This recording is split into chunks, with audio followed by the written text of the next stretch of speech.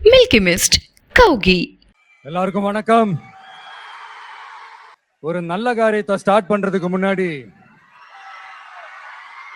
எங்க இருந்து ஸ்டார்ட் பண்ணலாம்? நம்மள பிடிச்சவங்க இருக்கிற இடத்துல இருந்து ஸ்டார்ட் பண்ணலாமா? இப்படிலாம் நிறைய விஷயம் மனசுக்கு தோணும் இல்லையா? அது மாதிரி தமிழ்நாடே நமக்கு பிடிச்ச இடம் தான், நமக்கு மனசுக்கு ரொம்ப பிடிச்ச இடம் தான். தமிழ்நாட்டில் எங்க இருந்து வேணாலும் நம்ம ஸ்டார்ட் பண்ணலாம். பட் இருந்தாலும் நம்ம வீட்டு வாசல்ல இருந்து ஸ்டார்ட் பண்றதுன்னு ஒண்ணு இருக்குல்ல.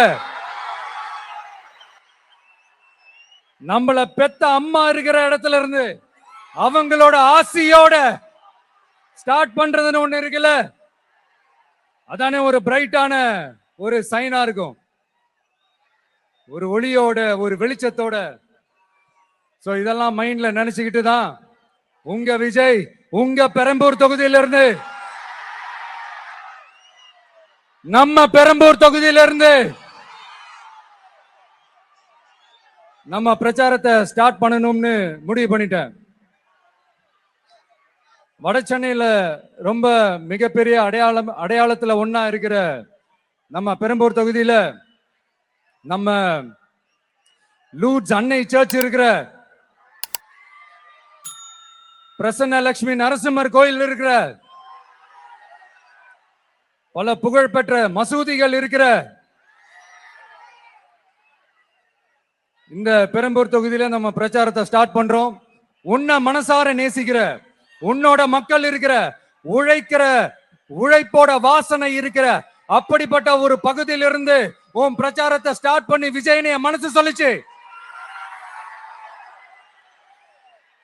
அதனாலதான் நான் இங்க இருந்து ஸ்டார்ட் பண்றேன். என் நெஞ்சில் குடியிருக்கும் பெரம்பூர் தொகுதி மக்களே, பெண்கள் பாதுகாப்பு இல்லாத, சட்டம் ஒழுங்கு சரியில்லாத, போதை பொருள் அதிகமா இருக்கிற நம்ம தமிழ்நாட்டை நம்ம காப்பாத்தி ஆகணும். தமிழ்நாட்டை இப்படி ஒரு நிலைமைக்கு கொண்டு வந்தது யாருன்னு நான் சொல்லிதான் உங்களுக்கு தெரியணும்னு அவசியம் இல்ல. தீய சக்தி திமுக தான் காரணம். இப்படி ஒண்ணுத்துக்குமே உதவாது இப்படி ஒரு ஆட்சியை நடத்திட்டு விரைவில் விடை பெற போகும் ஸ்டாலின் சார் தான் காரணம். இந்த 5 வருஷத்துல என்ன நடத்தினாங்க? ஆட்சி நடத்தினாங்களா இல்ல வேற ஏதாவது நடத்தினாங்களா? ஒரு சோறு தண்ணி கூட இல்லாம இருந்திரலாம் போல, ஒரு அடிப்படை வசதிகள் கூட இல்லாம எப்படி இருக்கிறது? நம்ம பொம்பளை பிள்ளைங்களா ராத்திரில டாய்லெட் கூட போக முடியல. போயிட்டு வர கேப்ல என்ன நடந்துருமோ என்ன ஆயிடுமோ பதட்டத்தோட இருக்க வேண்டியதா இருக்கு. ஒரு பாட்டி வயசுல இருக்கிறவங்களுக்கு கூட பாதுகாப்பு இல்ல. ஒரு டீ கடையில நிம்மதியா டீ குடிக்க முடியல. போதையை போட்டு வந்து எல்லாரும் வெட்டிட்டு போயிடறானுங்க. இதெல்லாம் நாடா இல்ல காடா?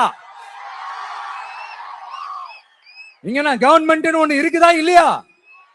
5 வருஷம் போலீஸ் டிபார்ட்மெண்ட் கையில வச்சிருக்கிற ஸ்டாலின் சார் ஒரு அடிப்படை பாதுகாப்பை கூட கொடுக்க முடியலன்னா எதுக்கு இந்த ஆட்சி, எதுக்கு இந்த அதிகாரம்? அதனால என்னுடைய அம்மா, அக்கா, தங்கைகளே, தோழர்களே, இளைஞர்களே, நண்பர்களே, உங்களை நான் கேட்கிறேன், இந்த தீய சக்தி திமுக ஆட்சியில பாதுகாப்பு இருக்கா? இந்த தீய சக்தி திமுக ஆட்சியில குழந்தைகளுக்கு பாதுகாப்பு இருக்கா? இந்த தீய சக்தி திமுக ஆட்சியில நீங்க நிம்மதியா இருந்தீங்களா? ஸ்டாலின் சாருக்கு மக்கள்லாம் முக்கியமே கிடையாது. மக்களுக்கான அடிப்படை வசதிகள், பாதுகாப்பு, இதெல்லாம் எதை பத்தி முக்கியமே கிடையாது. அவருக்கும் இந்த திமுக அரசுக்கும் இந்த 5 வருஷத்துல என்ன முக்கியம் தெரியுமா? குடும்பத்தோடு சேர்ந்து கொள்ளையடிச்சதான் முக்கியம். நான் முன்னாடியே சொன்ன மாதிரி டாஸ்மாக்ல மட்டுமே இது வரைக்கும் 1000 கோடிக்கு மேல ஊழல். இது வெளியே தெரிஞ்சது. வெளியே தெரியாத வரைக்கும் இன்னும் எவ்வளவு இருக்குதோ. அதே மாதிரி நகராட்சி துறையிலையும் 1000 கோடிக்கு மேல ஊழல். நம்மள பசங்க பிள்ளைங்க எல்லாம் படிச்சுட்டு வேலை தேடி எங்கெல்லாம் எப்படியெல்லாம் அலையறாங்க. அதுக்கு இந்த கவர்மெண்ட் என்ன செஞ்சிருக்காங்க தெரியுமா? இந்த நகராட்சி துறையில வேலை வாங்கி தரதா சொல்லிட்டு கோடிக்கணக்கான பணத்தை லஞ்சமா வாங்கிக்கிட்டு தகுதியானவங்களுக்கு வேலை வாய்ப்பை இல்லாத அளவுக்கு பண்ணிருக்கிறாங்க. இதெல்லாம் எவ்வளவு பெரிய ஒரு ஏமாத்து வேலை. அதனால நம்ம தம்பி தங்கைகளே, உங்களுக்கான வேலை வாய்ப்பு இல்லாத இந்த ஸ்டாலின் சார் சர்க்காரை என்ன பண்ணலாம்? தூக்கி வீசி அறிவோமா? உங்களுக்கு பாதுகாப்பு இல்லாத, உங்களுக்கு வேலை வாய்ப்பு இல்லாத இந்த தீய சக்தி திமுக அரசு என்ன பண்ணலாம்? தூக்கி வீசி அறிவோமா? அடுத்து வண்டியா வச்சிருக்கிற பணத்தை என்ன பண்றதுன்னு தெரியாம இப்ப உங்க எல்லார்கிட்டயும் கொடுத்து எப்படியாவது ஜெயிச்சிடலாம்னு கனவு காணிட்டு இருப்பாங்க. நான் முன்னாடியே சொன்ன மாதிரி எல்லாத்தையும் வாங்கிக்கங்க. வாங்கிக்கிட்டு அவங்க காதுலயே விசில ஊதி அனுப்புங்க. எப்படி?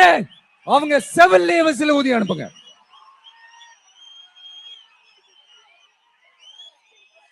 எப்படி ஸ்மார்ட்டா நம்மளை ஏமாத்தி கொள்ளையடிச்சாங்களோ, நாமளும் ஸ்மார்ட்டா இந்த திமுக அரசுக்கு வேட்டு வைக்கணும். வைப்பீங்க தானே?